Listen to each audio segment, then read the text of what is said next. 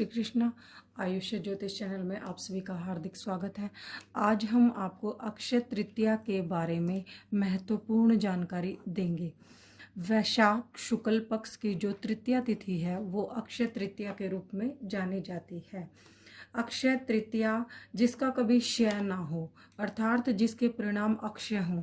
इस दिन सूर्य और चंद्रमा अपनी जो है उच्च राशि में होते हैं। सूर्य अपनी मेष राशि में होते हैं और चंद्रमा वृषभ राशि में होते हैं, जिनके की अक्षय परिणाम होते हैं। इसलिए इस तिथि को अक्षय तृतीया के रूप में जाना जाता है।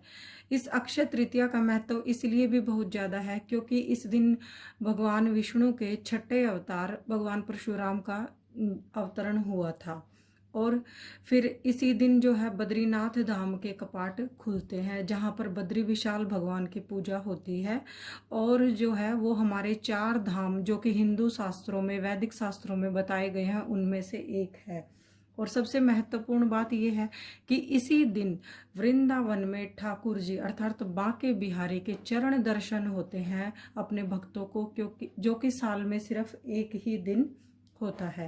हमारे प्राचीन शास्त्रों में अक्षय तृतीया की तुलना धनतेरस के समान की गई है, क्योंकि इस दिन भी लोग सोना और चांदी खरीदने को महत्वपूर्ण बताते हैं और ऐसा मानते हैं कि इस दिन अगर हम सोना और चांदी खरीदेंगे तो उसका जो है हमें पूरा साल लाभ मिलेगा।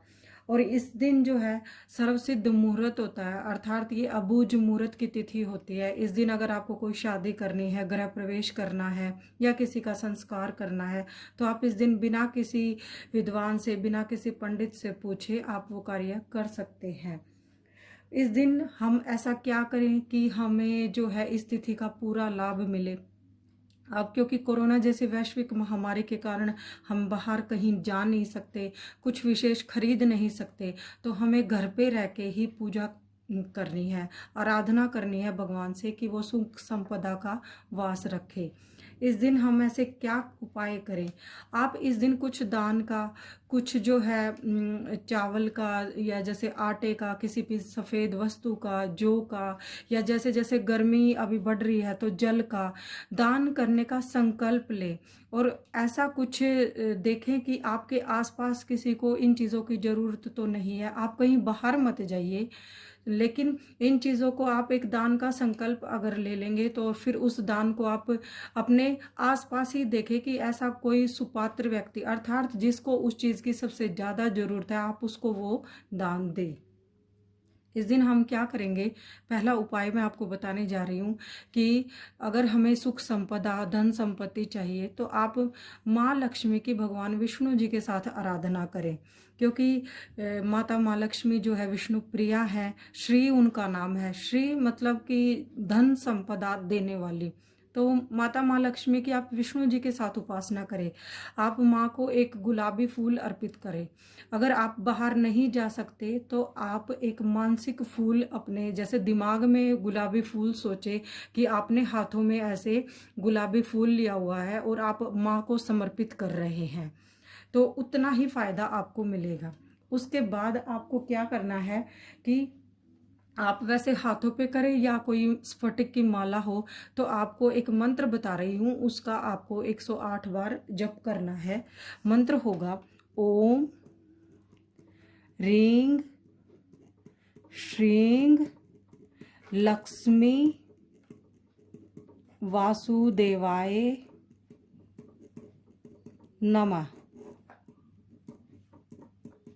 ओम ह्रीं श्रीं लक्ष्मी वासुदेवाय नमः। लक्ष्मी वासुदेवाय मतलब आपने विष्णु भगवान और माता माँ लक्ष्मी दोनों की पूजा कर ली है। तो उसके बाद जो है आप उस माला को पहन ले, रात को सोने से पहले उस माला को निकाल दीजिए, सुबह नहा धोकर फिर से वो माला धारण कर लीजिए। तो ये तो हो गई कि सुख संपदा समृद्धि पाने का एक छोटा सा उपाय जो आप घर में रह के ही करें।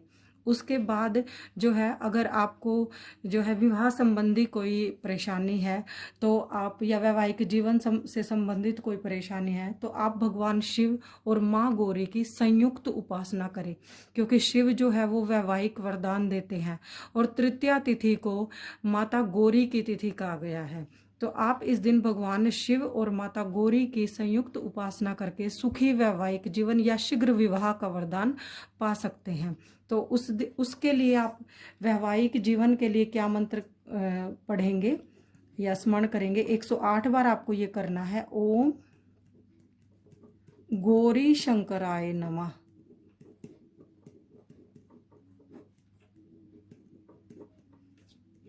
तो ये भी मंत्र आपको 108 बार जो है करना है। फिर उसके बाद भगवान शिव और माता गौरी से प्रार्थना करें कि आपके जीवन में सुख शांति हो। आपको भी कोई अगर जैसे विवाह संबंधी कोई परेशानी है तो उसकी जो है सफलता के लिए उनसे प्रार्थना करें। मैं फिर से बता रही हूँ आपको कि इस दिन आपको कहीं बाहर नहीं जाना है। आप सिर्फ मात्र एक दान का संकल्प ले लीजिए।